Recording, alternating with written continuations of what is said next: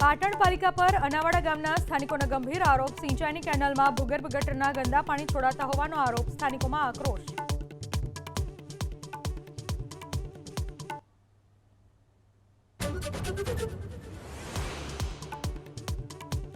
ઉજ્જૈનમાં મહાકાલ મંદિર પરિસરમાં કરંટની અફવા બાદ ભાગદોડમાં અનેક શ્રદ્ધાળુઓ ઇજાગ્રસ્ત થયાના સમાચાર।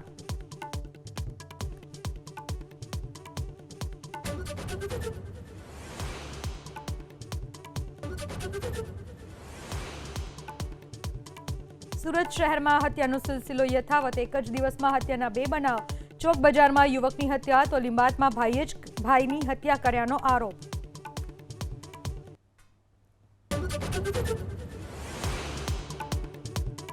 પાટણ પાલિકા પર અનાવાડા ગામના સ્થાનિકોના ગંભીર આરોપ। સિંચાઈની કેનાલમાં ભૂગર્ભ ગટરના ગંદા પાણી છોડાતા હોવાનો આરોપ। સ્થાનિકોમાં આક્રોશ।